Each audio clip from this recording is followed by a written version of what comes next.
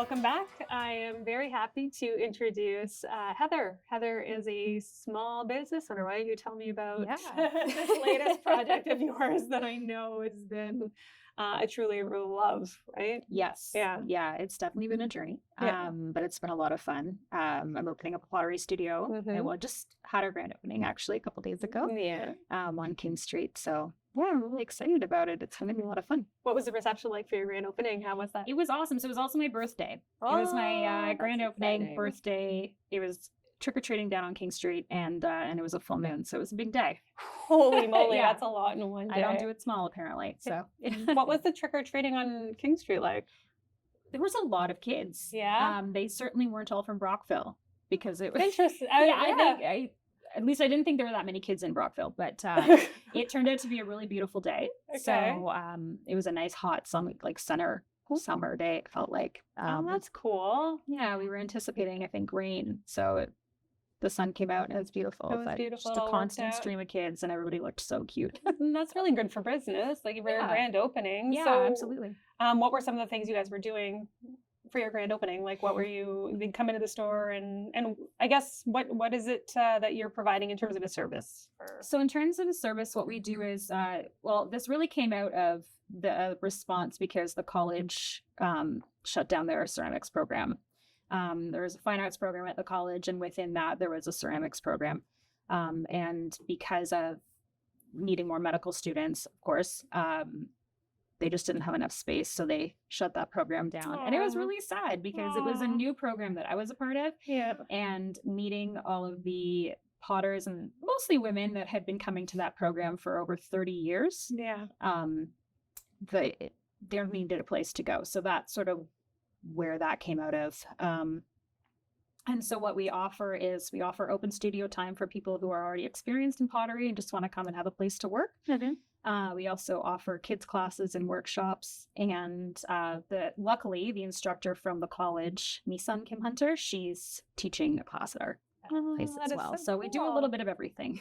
So honestly, when I first saw you setting up and I'd walk by and I saw your storefront, I assumed that it was one of those like go and paint your own pottery places. Yeah. That was my assumption. Yeah. But you're actually teaching. We are. So it's been a bit of a tricky time getting open fully. Yeah. The kiln has been a bit of an issue, just getting a functioning working kiln. It's a big piece of equipment, and to make sure it's running safely has been an issue. So, which is why, although I've been in the physical location for a little while, we're finally having our grand opening. So what was happening is in the summertime, Brockville is really cool. They shut down the street some summers, some Saturdays, and storefronts will come out and they'll do like the shop the street, right? And I thought, okay, well, I don't want to be closed, but I'm not quite ready to be open. So I'm lucky in that there's a local potter, Alisa. She's on Instagram, Alisa Bean.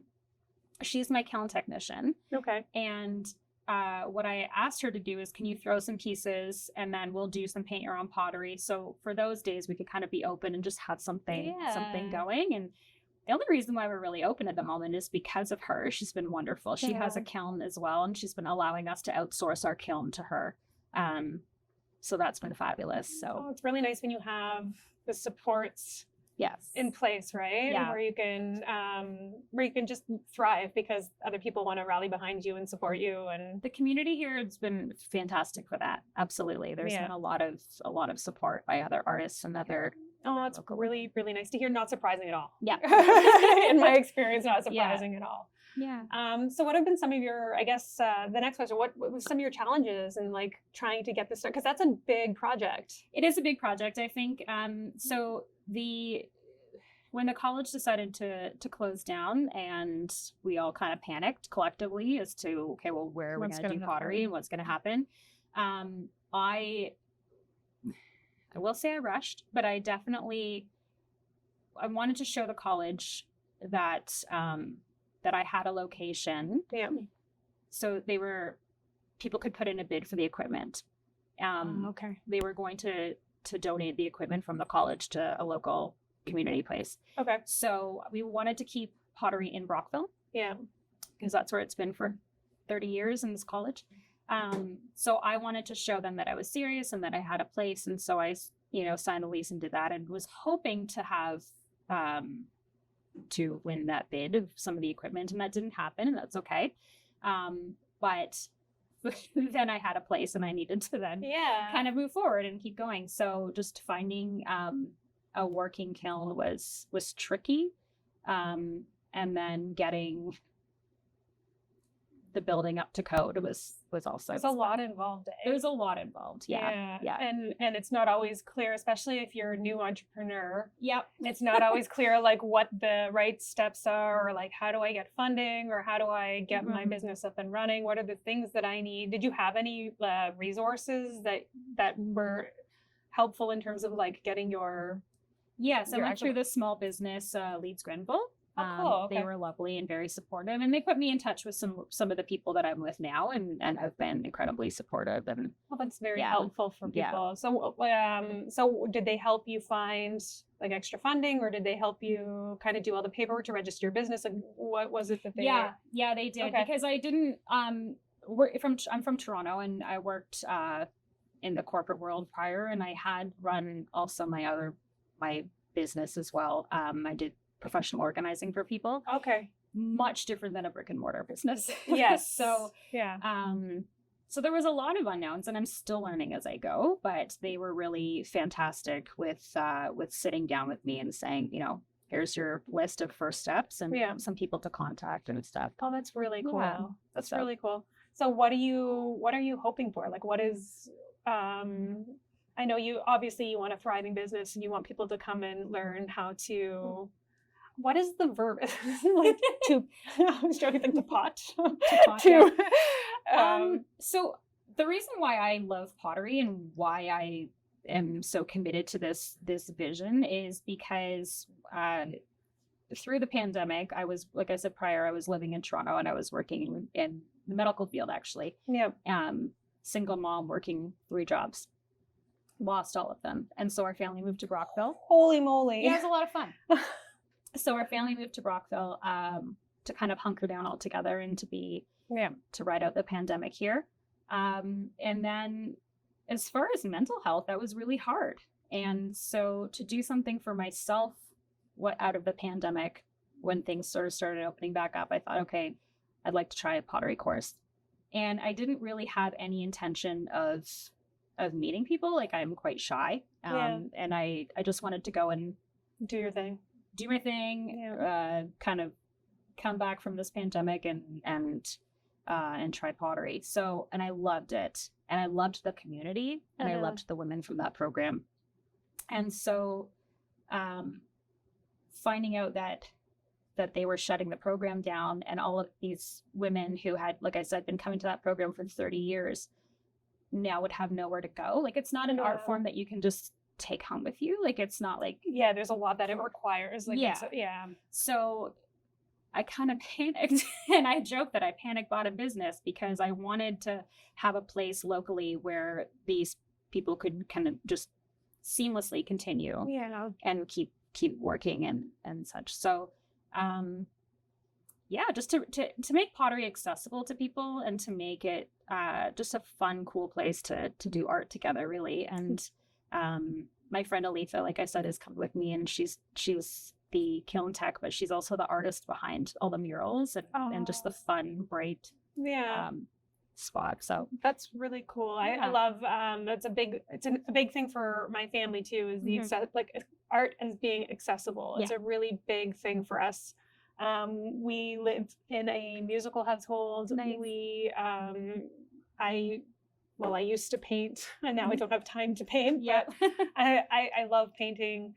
And we are a very creative family too. We like projects, we like making things, and so this notion that art needs to be accessible. Yeah. It needs to be accessible for the artists so that they can get their work out into the world, and they have something to produce for, right?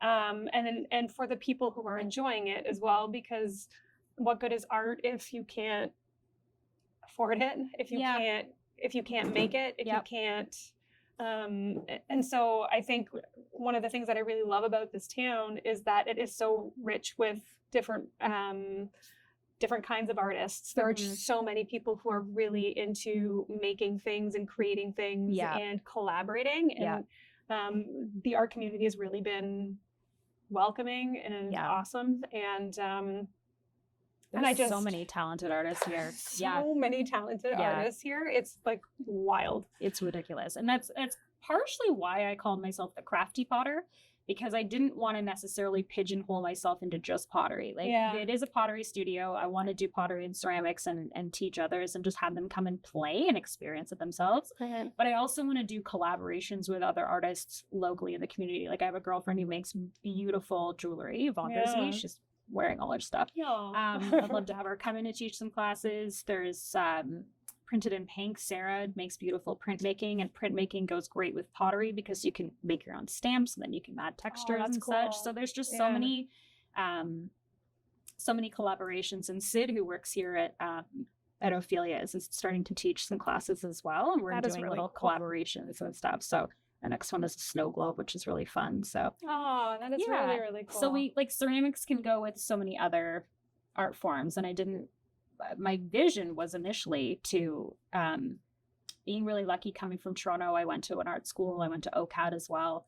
I think to have a harborfront center style place here where tons of artists can come and just work. My studio's not that. It's far too small at the moment, but that would be a big dream of mine, to open something much larger one day. That would be super cool. Yeah, and to have artists in residence just to be able to come. Because if you don't have the space in your home, and if you don't have the tools in your home to be able to come and work creativity, I think, you can't have that restriction, right? It doesn't flow as well. So well, I think that's an incredible dream, and I would love to do anything I can to help support it. Awesome. And invite people down to the Crafty Potter and meet Heather and support the arts, I guess, and support the people who love them. Thank you so much for coming. Thank you for I really having me enjoyed on. having you here. And with that, I'm just giving you the touches. Cheers.